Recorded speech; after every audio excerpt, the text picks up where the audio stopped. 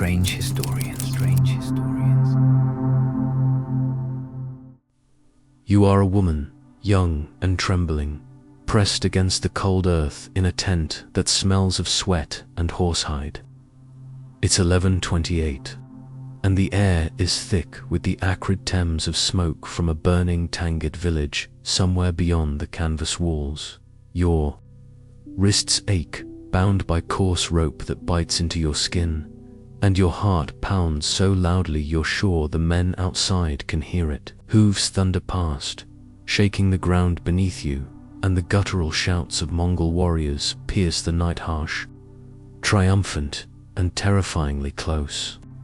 You don't know if it's your village they've razed or another, but the screams you heard earlier still echo in your ears, sharp and fleeting like the crack of a whip.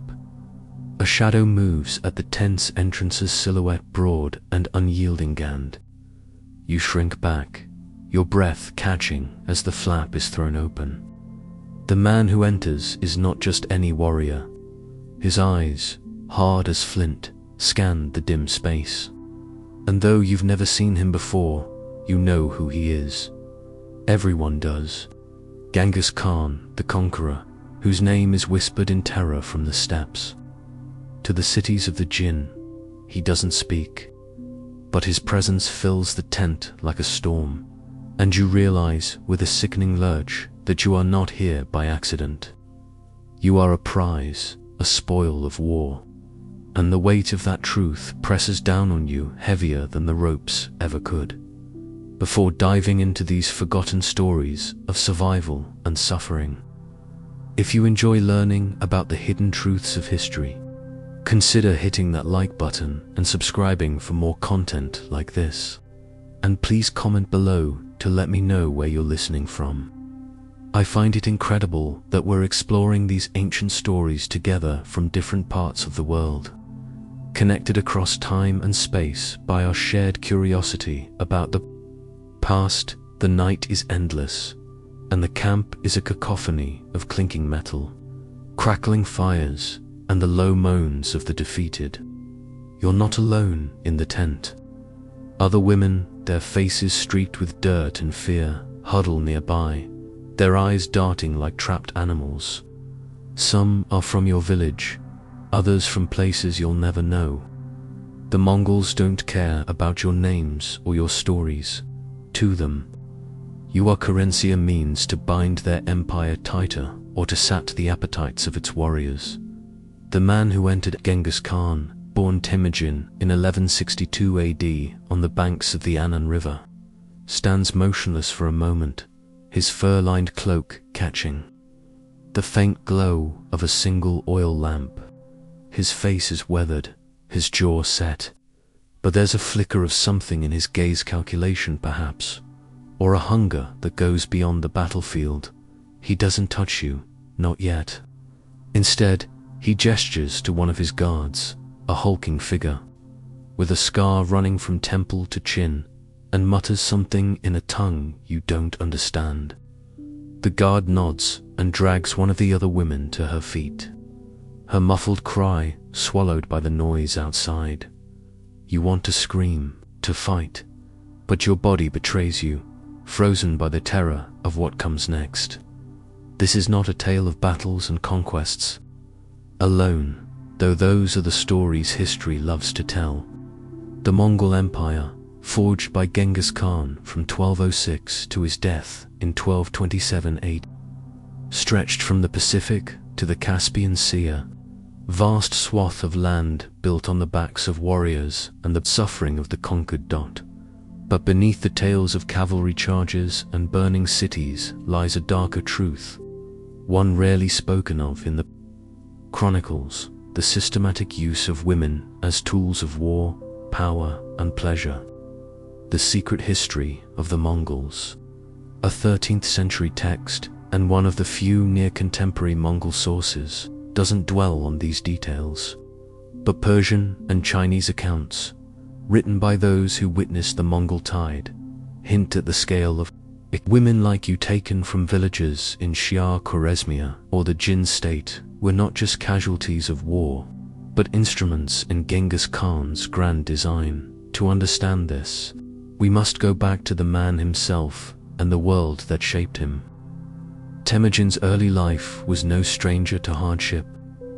Born into the Borjgin clan, he was the son of Yasuge, a minor chieftain, and Holon, a woman abducted from the Merkat tribe by Eetead when Temujin was just 9.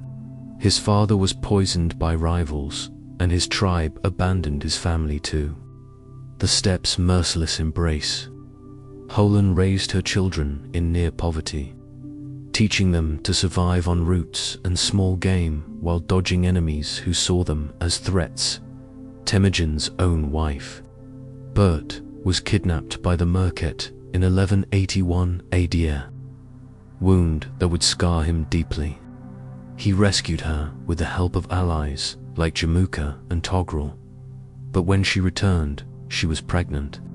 The child, Joki, born in 1182 AD, was accepted as Temujin's own, though whispers of doubt lingered. This moment, raw and personal, shaped the man who would become Genghis Khan. The steppe was a place where power was fragile, loyalty scarce, and women were often pawns in alliances or vendettas. Temujin learned early that to control was to survive. By 1206 AD, after years of brutal campaigns, Temujin had united the Mongol tribes and taken the title Genghis Khan, meaning universal ruler. His empire was not just a military machine, but a system of control, and women were central to it. The Mongols, nomadic and pragmatic, saw marriage and concubinage as tools to bind tribes and secure loyalty. Genghis had 4 principal wives: Bert, Kulon, Yasui, and Yasujin. Each oversaw a camp or ordo within his massive harem. Historians like Basanyov Turbish, in his 2023 book, Sex in the Land of Genghis Khan, estimate that Genghis' harem numbered around 500 women, though only 44 were officially recorded as wives or concubines. These women were often daughters of defeated rulers like Chaka of the Tanget, or the Jin Emperor's daughter, offered as tribute to spare their people further slaughter.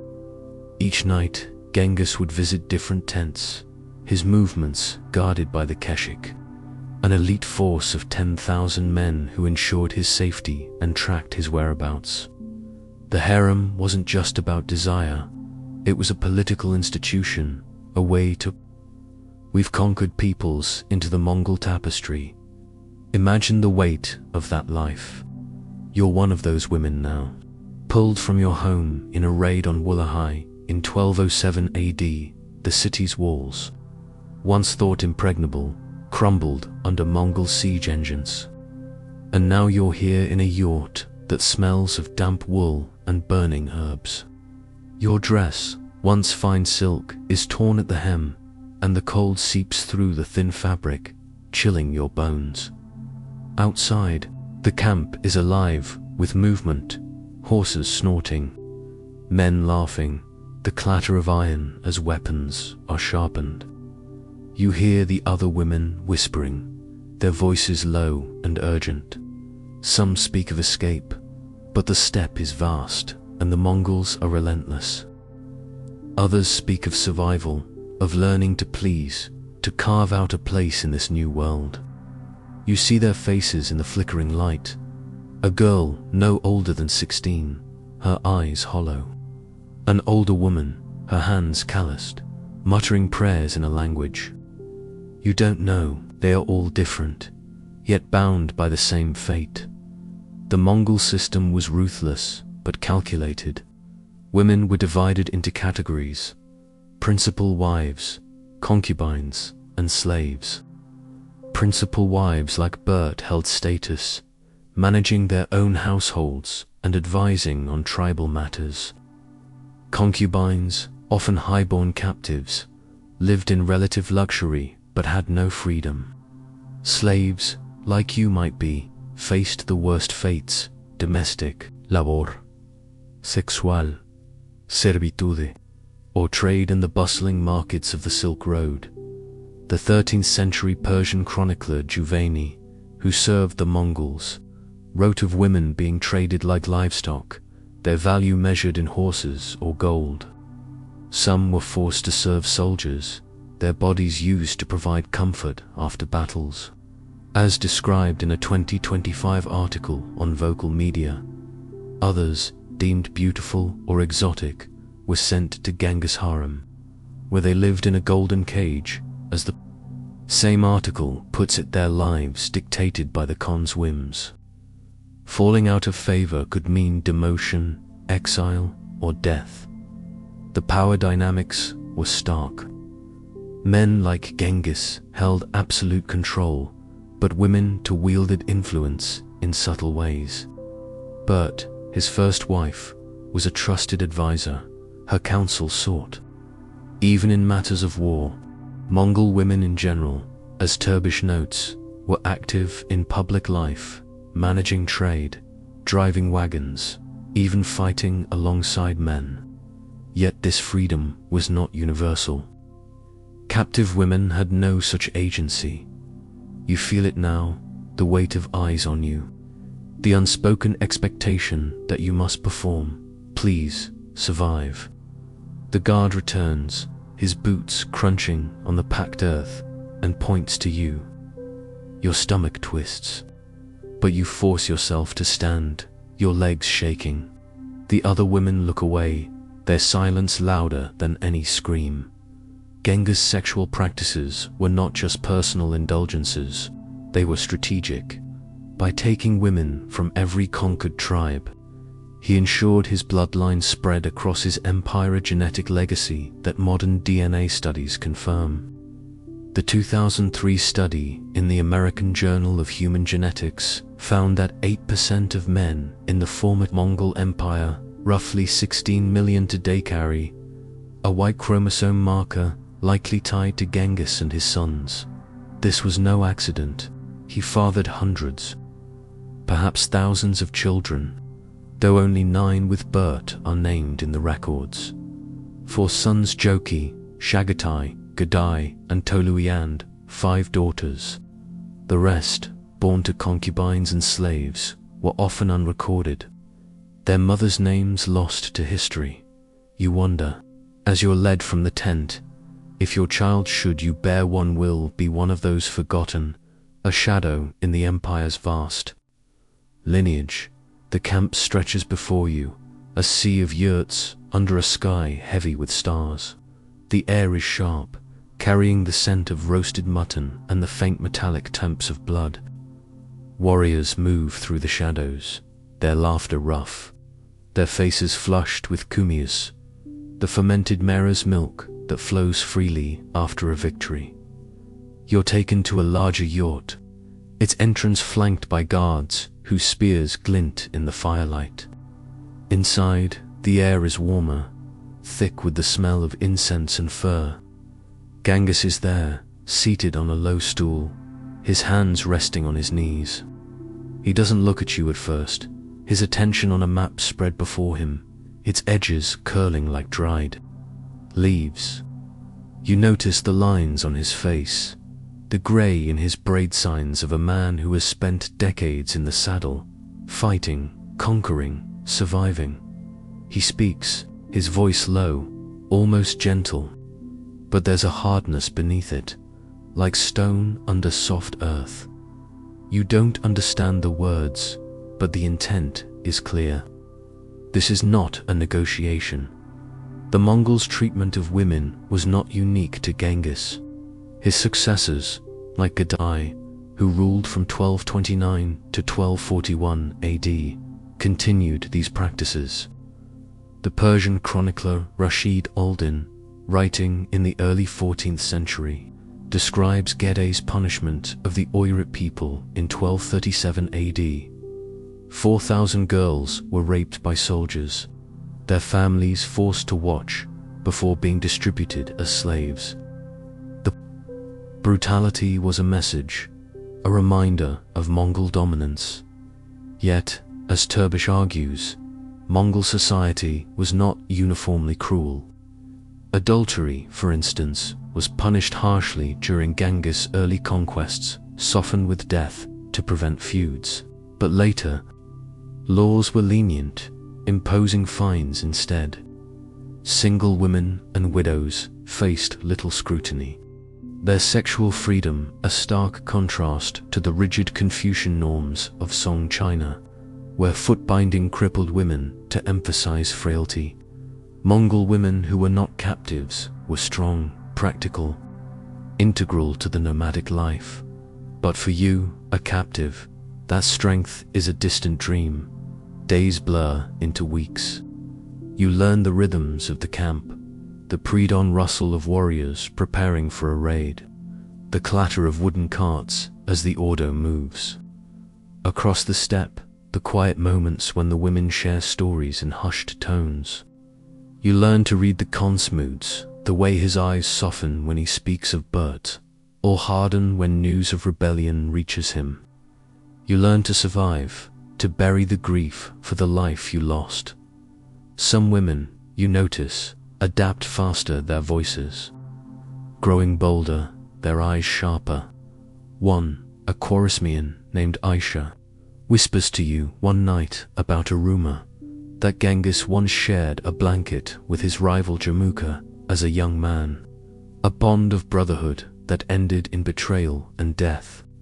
The story feels like a warning loyalty is fleeting, and even the mighty can fall. By 1215 AD, Genghis' armies had sacked Chengdu, the Jin capital, and turned their sights on the Khwarezmian Empire.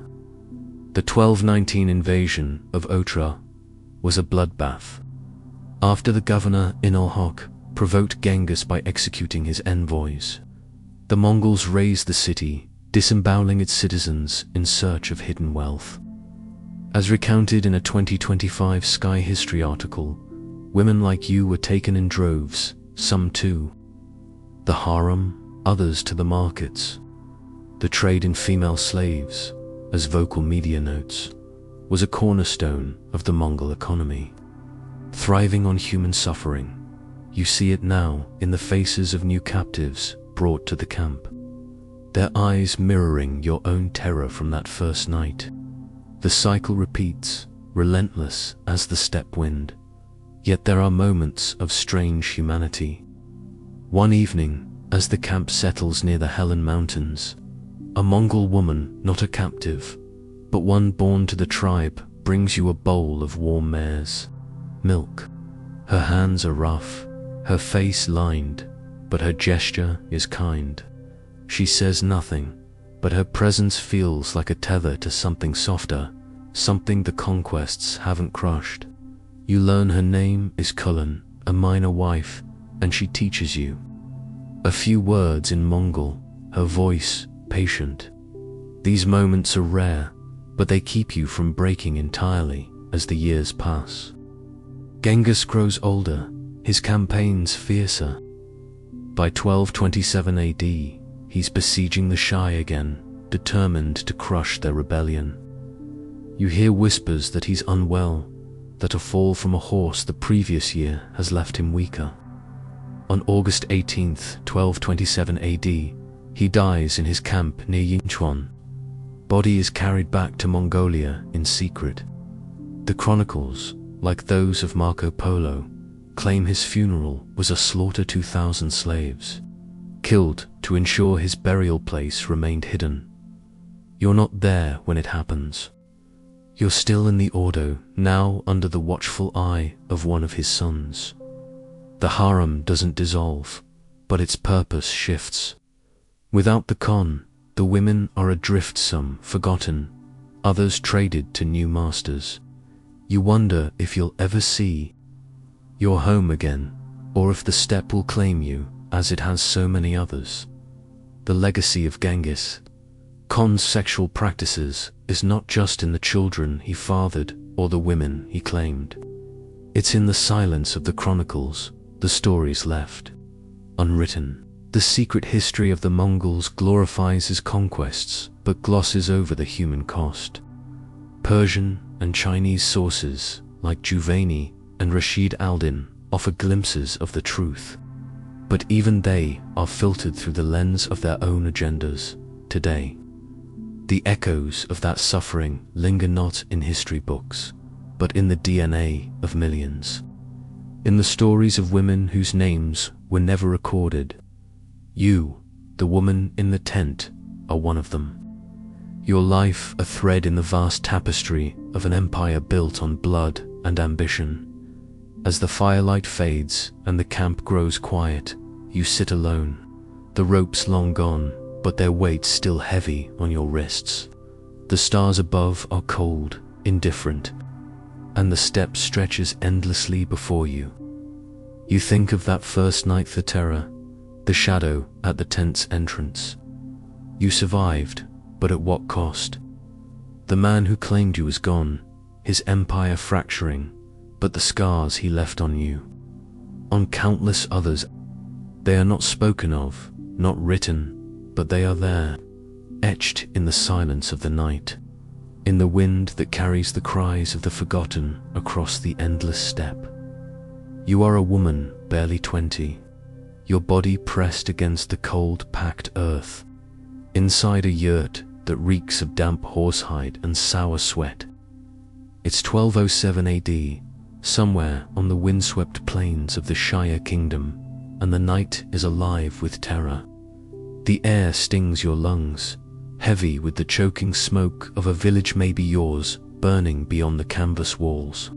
Your wrists burn, bound by ropes that dig into your flesh like teeth, and your pulse hammers in your ears, drowning out the distant wails of the defeated.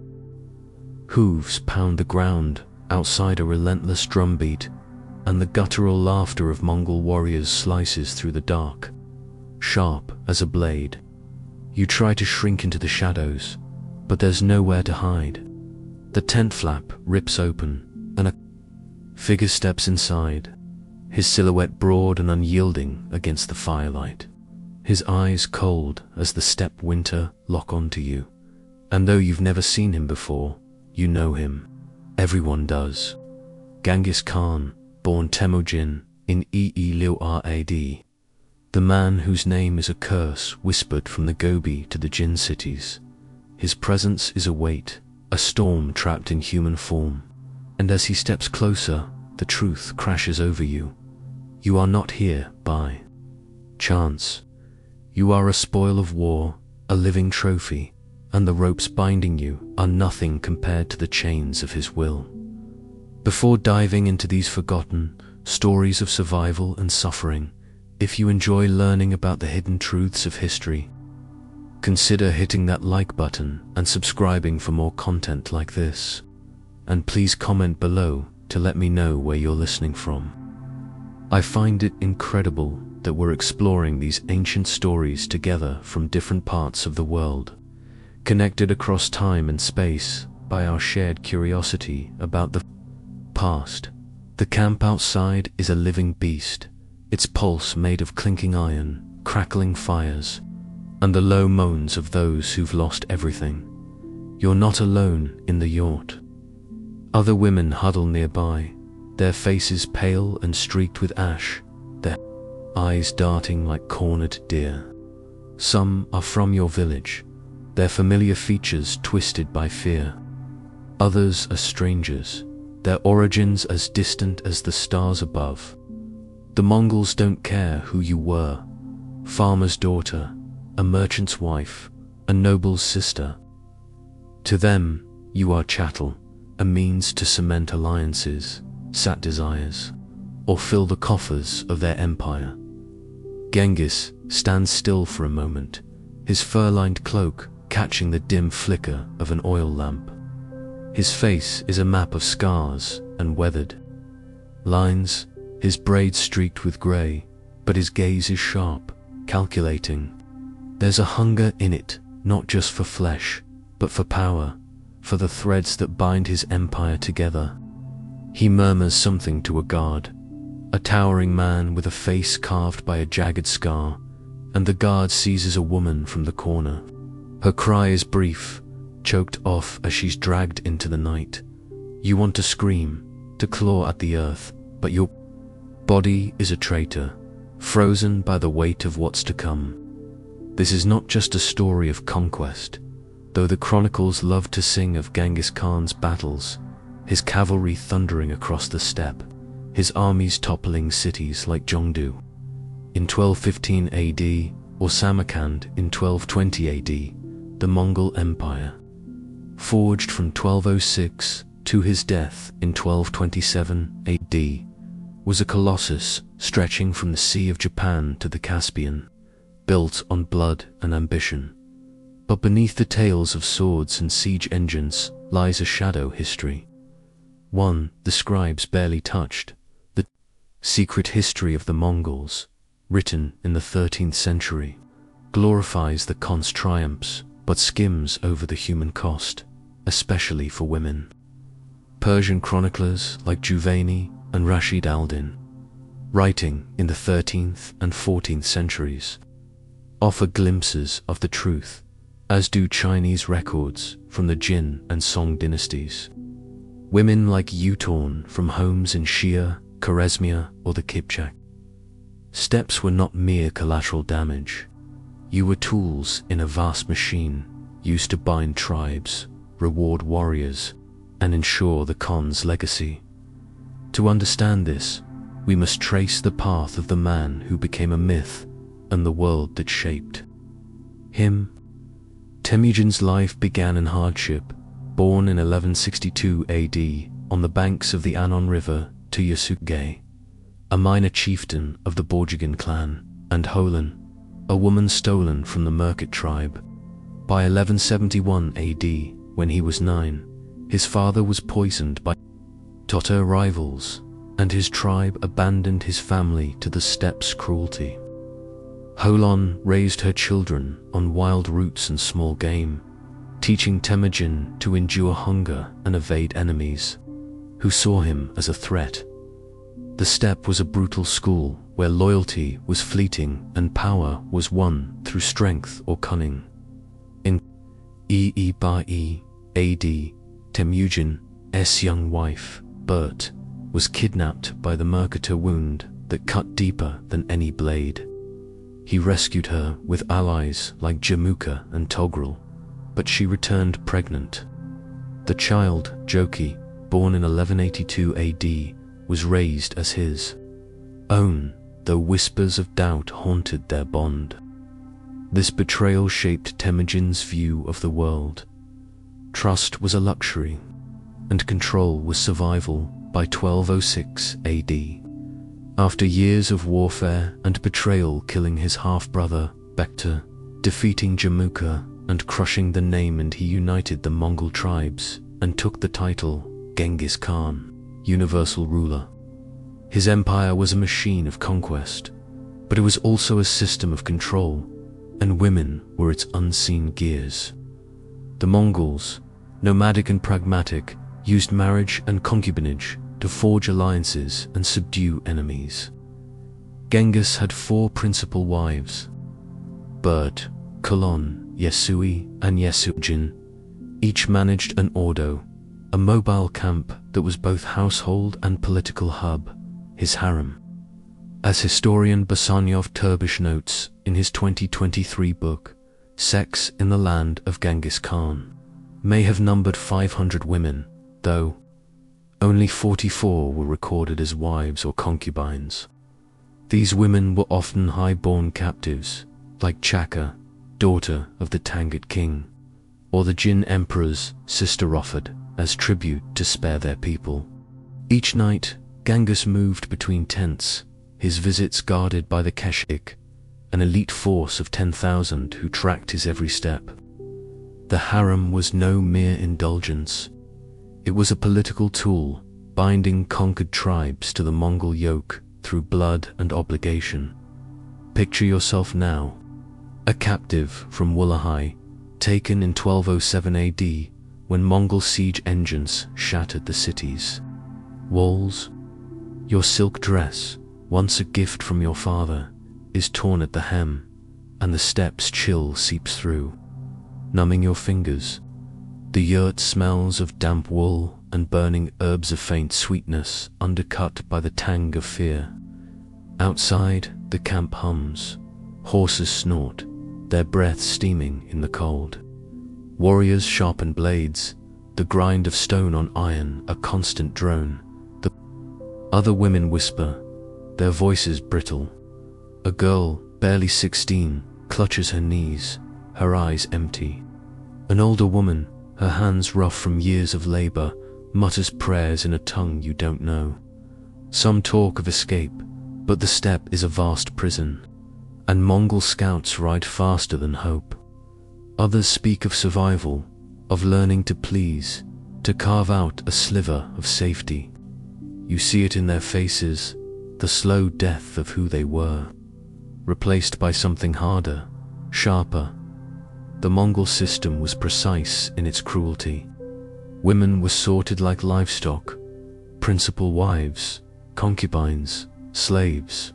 Principal wives like Bert held power, managing trade and advising on tribal disputes. Concubines, often daughters of defeated rulers, lived in gilded cages, their status tied to the Khan's favor. Slaves like you might be faced grimmer fates, cooking, cleaning, or serving soldiers' baser needs. Juvayni, the Persian chronicler, wrote, "Of women traded for horses or gold, their worth measured in markets from Karakoram to Samarkand." A 2025 Vocal Media article describes soldiers using captive women for comfort after battles, their bodies, a reward for victory. Those deemed beautiful were sent to the harem, where life was softer but no less confined. To fall out of favor was to risk everything: demotion to slavery, exile to a distant camp, or a quiet, unmarked death. Power was a tightrope. Genghis held absolute control, but women like Bert wielded influence in the shadows. She advised on war and politics, her voice carrying weight even among generals. Mongol women, as Turbish notes, were integral to nomadic life-driving wagons, managing herds, sometimes fighting. Yet captives had no such freedom. You feel it now, the weight of eyes, the unspoken demand to perform, to survive. The scarred guard returns, his boots crunching, and points at you. Your stomach knots, but you stand, legs trembling. The other women avert their eyes, their silence a scream in itself. Genghis' sexual practices were strategic, not mere lust. By taking women from every tribe, Tangut, Khwarezmian, Kipchaki wove his bloodline into his empire. A 2003 study in the American Journal of Human Genetics found that 8% of men in the former Mongol Empire, some 16 million today, carry a Y chromosome marker tied to Genghis and his sons. He fathered hundreds, perhaps thousands of children, though only 9 with Bert are named. 4 sons, Joki, Shagatai, Gadai, Toli, and 5 daughters. The rest, born to concubines and slaves, faded into history, their mothers' names unrecorded. You wonder, as the guard leads you through the camp, if your child will be one of those shadows lost to the steppe's vast memory. The camp sprawls under a sky thick with stars, the air sharp with the scent of roasted mutton and blood. Warriors move through the dark, their faces flushed with kumis, their laughter roaring. You're taken to a grand yurt, its entrance flanked by guards with spears that gleam like fangs. Inside, the air is warm, heavy with incense and fur. Genghis sits on a low stool, his hands on his knees, a map before him curling at the edges. His face is lined, his braid graying, but his presence is a force like the wind that bends the grass. He speaks, his voice low, almost soft, but it carries the weight of command. You don't understand the words, but the intent is clear. There is no choice here, only survival. This was not unique to Genghis. his sons and successors, like Gedai ruling 1229 to 1241 AD, continued the practice. Rashid al-Din records Gedai's 1237 AD punishment of the Oirat, 4,000 girls raped before their families, then enslaved. The act was a message, a reminder of Mongol power. Yet Mongol society was not all cruelty. Turbish notes that adultery, once punished by death to prevent feuds, later carried fines, and single women enjoyed freedoms unknown in Song China, where foot-binding symbolized fragility. But for captives, such freedoms were a myth. You learn this as days become weeks, as you memorize the camp's rhythms, the pre-dawn clatter of warriors, the creak of carts as the ordo moves, the hushed stories shared in the dark. You learn to read. Genghis moods his eyes, softening for Bert, hardening at rebellion. You bury your grief, your home a fading memory. Some women adapt faster. A Khwarezmian named Aisha, her eyes sharp as a hawk's, whispers one night of Genghis and Jamuka brothers in arms, who shared a blanket as youths, only for Temujin to order his death in 1205 AD. The story is a warning. Even the closest bonds break. By 1215 AD, Genghis sacks Zhengdu, and by 1219 AD, he turns on Khwarezmia after its governor, Inalhok, slaughters his envoys. The 2025 Sky History article describes Otra's fall.